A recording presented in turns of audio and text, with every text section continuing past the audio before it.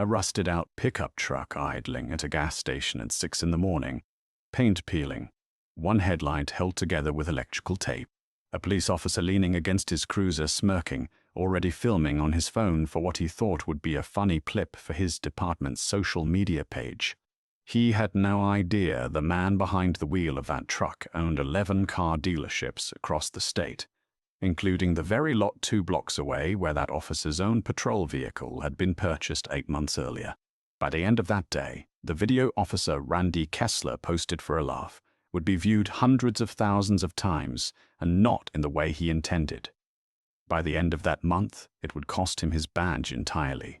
This is the story of a public humiliation that backfired in spectacular fashion. A $1.8 million defamation settlement. And the morning one cop's cruel joke ended up costing him his badge, his pension, and his department's contract with the largest auto dealer group in the region. Marcus Delaney was 51 years old and had built an automotive empire from a single used car lot his father had scraped together in the early 90s, back when the family could barely afford to keep the lights on in the small cinderblock office that served as the entire dealership. Over 3 decades, Marcus had expanded that one lot into 11 dealerships spanning 4 counties, employing over 600 people and generating enough annual revenue that the Regional Chamber of Commerce had named him Businessman of the Year twice in the last decade. He sat on the board of 2 local charities, funded a vocational training program for at-risk teens to become certified mechanics, and personally signed off on every major hiring decision across his company, a habit his executive team had long since given up trying to talk him out of, because it was precisely that hands-on attention that had kept the business as strong as it was. But Marcus had a peculiar habit that none of his employees ever questioned, because they'd long since stopped being surprised by it. He still drove the same beat-up 1998 Ford pickup he bought with his first paycheck from his father's lot 30 years earlier. The truck had over 300,000 miles on it, a cracked windshield he'd never bothered replacing, and a check engine light that had been on so long Marcus joked it was simply part of the dashboard now. He kept it not out of necessity, but as a deliberate reminder of where he'd started, and he drove it every single morning to the same gas station near his flagship dealership, before switching to whichever company vehicle he needed for the day's meetings. His staff had grown used to seeing the old truck parked in the back corner of the employee lot each morning, a quiet, dented monument to the man who had built everything around it from nothing. That morning, Marcus pulled into the gas station in the truck, dressed in worn work boots and a faded flannel shirt, heading in early to walk the lot before his sales team arrived. He looks, by any outward measure, like a man who could barely afford the gas he was about to pump, which was exactly the impression Officer Randy Kessler formed the moment he pulled in behind him in his patrol cruiser, parked there for his own coffee run before shift change. Kessler had been with the department for 9 years and fancied himself something of a local celebrity for the short, mocking videos he occasionally posted to the department's community outreach page, videos he framed as light-hearted, though more than one colleague had quietly raised concerns about the targets he chose. He saw the truck, saw Marcus, and saw an easy laugh. "Hey, you sure that thing's gonna make it home?" Kessler called out, already grinning, phone rising to record. "Looks like it's held together with prayer and duct tape." Marcus glanced over, mildly amused, not yet recognizing the tone for what it was. "She's got some years on her, that's for sure." "You should come down to one of these dealerships," Kessler continued, panning his phone over the truck for the camera. "Might want to look into a trade-in before this thing falls apart on the highway. Folks are going to think the department's profiling poverty out here." He laughed at his own joke, glancing at the small audience of 2 other early customers who'd paused at the pumps to watch. Marcus felt the shift in tone but kept his voice mild. "I appreciate the concern, officer." "Nah, I'm serious, man." Kessler stepped closer, still filming, clearly enjoying the moment. "What do we even do driving something like this? You can't tell me you're rolling up to a real job in this thing." "I own a few car lots, actually," Marcus said evenly, beginning to pump his gas, hoping the conversation would simply end there. Kessler laughed harder, clearly mistaking it for a joke. "Sure you do, buddy, sure you do." He turned the phone toward himself for a moment, narrating for whatever audience he imagined watching later. "Folks, this is what we call aspirational car ownership right here. Guy says he owns dealerships, driving around in a truck that wouldn't pass inspection in 3 different counties. A small crowd had gathered now, a few more customers drawn by the commotion, phones of their own starting to rise, not in support of Kessler's joke, but increasingly uncomfortable with what was unfolding. One woman near Pump 4 had already started recording on her own phone, her expression shifting from curiosity to quiet disapproval. "Officer, I'd appreciate it if you'd stop filming me," Marcus said, his voice still calm but firmer now. The patience of a man who had built an empire by never losing his composure in front of a difficult customer, but who also understood exactly when a line had been crossed. "Relax. It's all in good fun," Kessler said, though he didn't lower the phone. "Hey, what's your name? Let's give credit where it's due. We got an aspiring dealership owner over here, folks.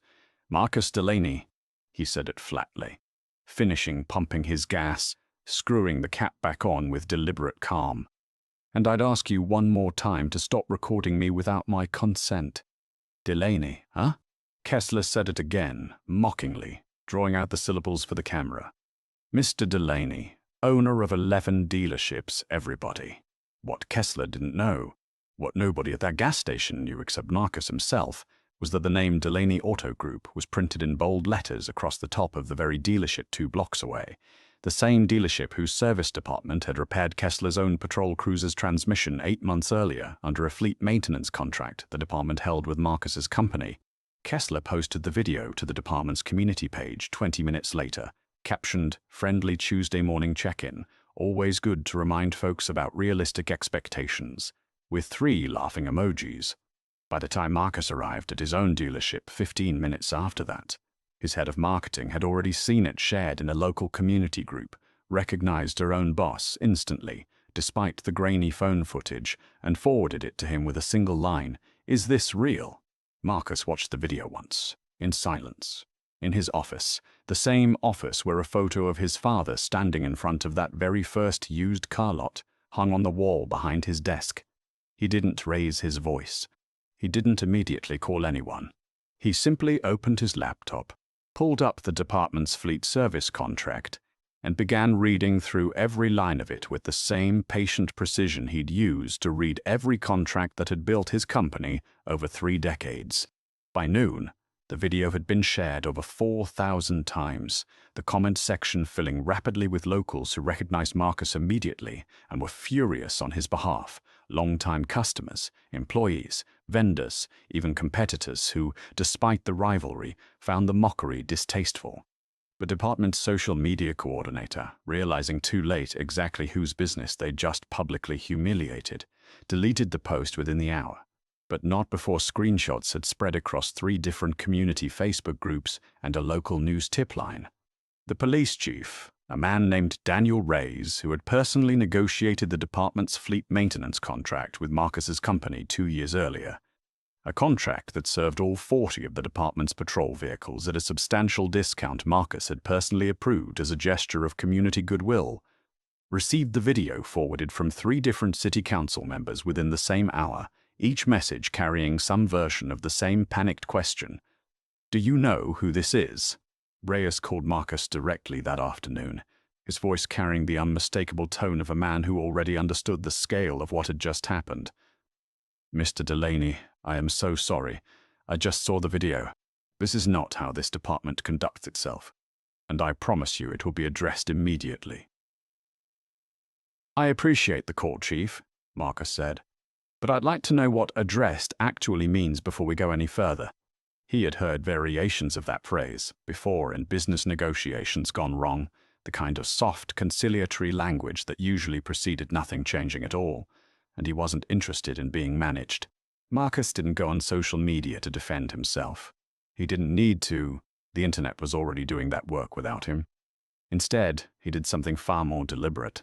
He called his attorney, a sharp litigator named René Castillo, who had handled every major contract negotiation for his company for the last 12 years, and laid out the situation with the same clinical detail he applied to every business decision. He filmed me without consent, mocked my appearance and my truthful statements on camera, and posted it publicly with a caption designed to humiliate me and imply I was lying about owning my own company.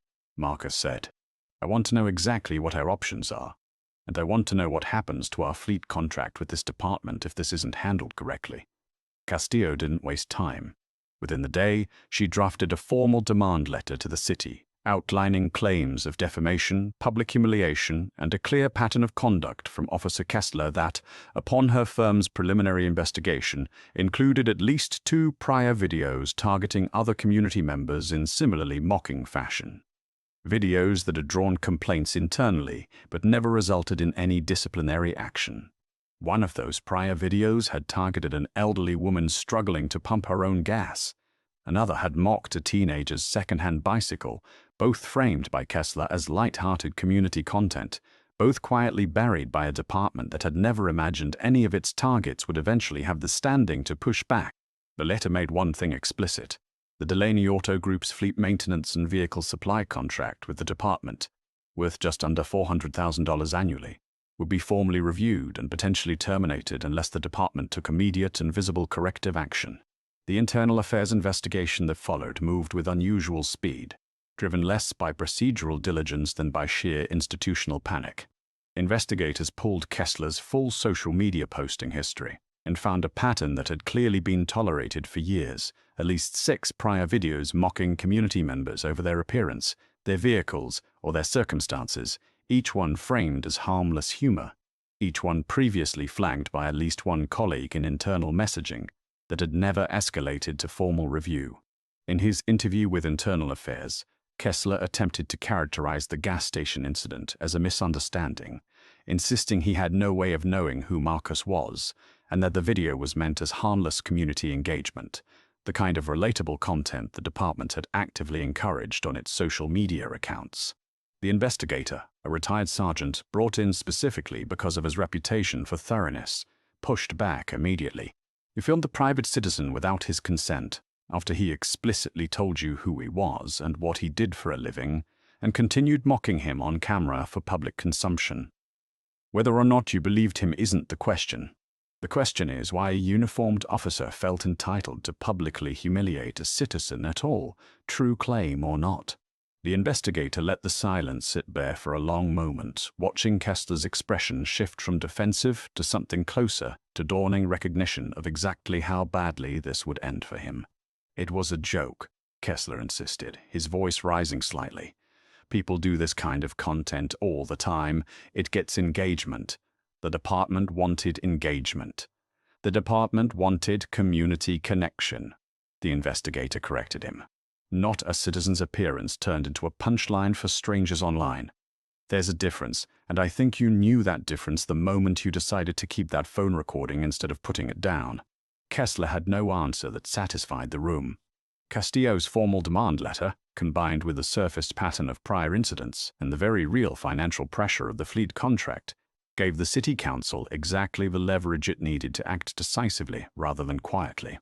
Several council members, reviewing the prior flagged incidents that had never escalated through proper channels, raised pointed questions about how a documented pattern of public mockery had gone unaddressed for years simply because no prior target had possessed the resources or standing to push back. Officer Kessler was terminated within 3 weeks, the termination letter citing conduct unbecoming an officer and a documented pattern of public harassment inconsistent with department values. He was additionally referred to the state's Police Standards Board for review, which ultimately suspended his certification for 18 months, effectively ending his ability to work in law enforcement anywhere in the state during that period.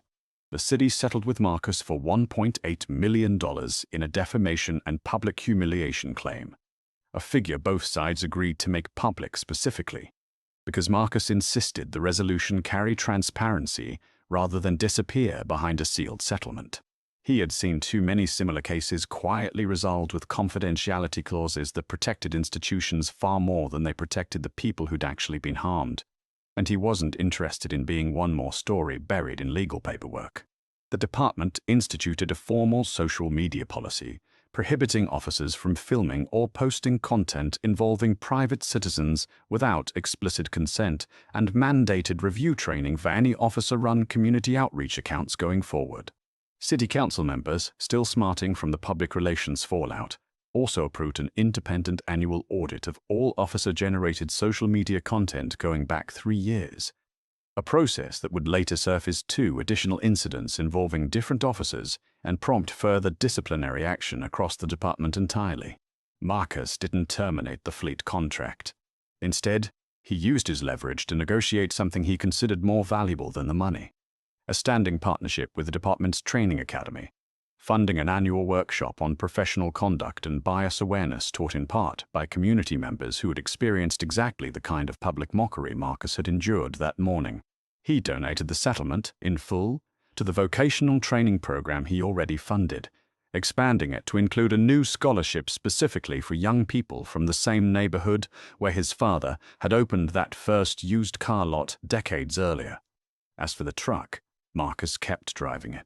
He still pulls into that same gas station most mornings, same flannel shirt, same cracked windshield, same check engine light glowing faintly on the dash.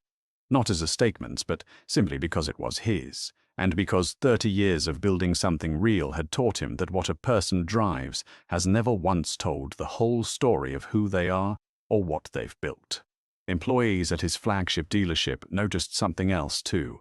In the months that followed, Marcus started bringing new hires out to the employee lot on their first day, pointing at the old truck and telling them, briefly, exactly where the company had started and exactly how little distance there sometimes was between where you started and where someone else decides, in a single careless glance, that you'll always stay. This story is a reminder that judgment formed in a glance, broadcast for a laugh, can unravel faster and more completely than the person making that judgment ever imagined, and that real respect was never something anyone needed to prove behind the wheel of anything. If this story made you want to stand up and cheer, hit that like button, share it with someone who needs to see it, and subscribe for more true stories of justice finally catching up.